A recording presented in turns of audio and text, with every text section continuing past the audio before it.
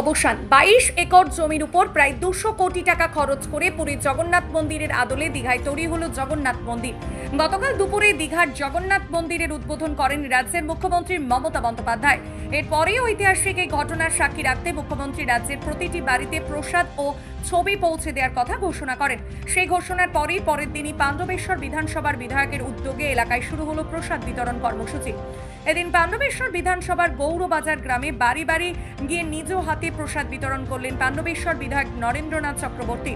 এদিন বিধায়ক বলেন, ঐতিহাসিক এই মুহূর্তের পাণ্ডবেশ্বর বিধানসভার প্রত্যেকটি মানুষ সাক্ষী থাকবে। মাননীয় মুখ্যমন্ত্রী মমতা বন্দ্যোপাধ্যায় ঘোষণা করেছেন প্রত্যেকটি মানুষের বাড়ি বাড়ি জগন্নাথ দেবের প্রসাদ এবং ছবি পৌঁছে দেবেন। তাই সেই মাহেন্দ্রক্ষণে পাণ্ডবেশ্বর বিধানসভার প্রত্যেকটি মানুষের মঙ্গল কামনায় পুজো দিয়েছিলাম, তাই বাড়ি বাড়ি পৌঁছে দেব। জয় জগন্নাথ। কোন কইছো কোন বলো জয় জগন্নাথ। জয় জগন্নাথ। জয় জগন্নাথ। বলো হে জয় জগন্নাথ। জয় জগন্নাথ।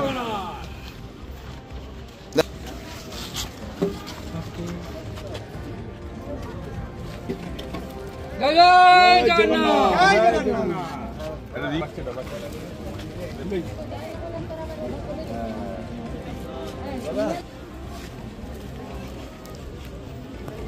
জয় জগন্নাথ। এমনি জ্ঞান আছে আর আছে।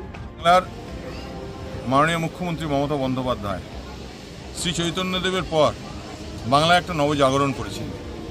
দীঘা সমুদ্র তটে শ্রী শ্রী প্রভু জগন্নাথ দেবের মন্দির প্রতিষ্ঠা করেছেন। আমরাও এই যজ্ঞে সামিল হয়েছিলাম। আমার বিধানসভার মানুষজন, আমার জেলা পরিষদ, আমার গ্রাম পঞ্চায়েত, পঞ্চায়েত সমিতি, আমার যারা রাজনৈতিক যারা লিডারশিপ, তারা সবাই এখানে কালকে অক্ষয় তৃতীয়ার দিন সবাই মিলে এখানে খোল কীর্তন নিয়ে কীর্তন করেছে, ঠাকুরের আরাধনা করেছে। জগন্নাথ দেবের আগমন বার্তা গ্রামে গ্রামে সবাইকে এলইডি স্ক্রিন লাগিয়ে দেখানো, তার প্রসাদ বিতরণ করা, জল খাওয়ানো, এসব বিভিন্ন কর্মসূচির মধ্যে অতিবাহিত করেছে। আমি আসার সময় ওখান থেকে জগন্নাথ দেবের কিছু প্রসাদ নিয়ে এসেছি।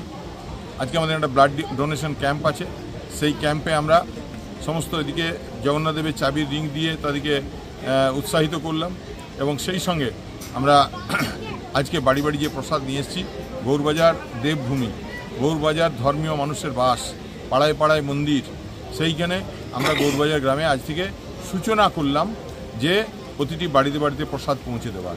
এরপর আমাদের এখানকার পঞ্চায়েতের প্রধান আছেন এবং পঞ্চায়েত সমিতি, জেলা পরিষদ সবাই মিলে মানুষের প্রতিটি বাড়িতে বাড়িতে গিয়ে জগন্নাথ দেবের মহাপ্রসাদ সবাইকে তাদের মধ্যে বিতরণ করবেন। নির্দেশ অনুযায়ী পাণ্ডবেশ্বর বিধানসভার প্রতিটি বাড়িতে বাড়িতে জগন্নাথ দেবের মূর্তি, এই জগন্নাথ দেবের ফটো এবং প্রসাদ আমরা বিতরণ নিশ্চয়ই করব।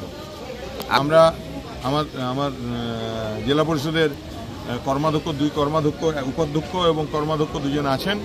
তারা ইচ্ছা প্রকাশ করেছেন যে প্রতিটি গ্রাম পঞ্চায়েত থেকে 2টি করে বাস ছাড়বে।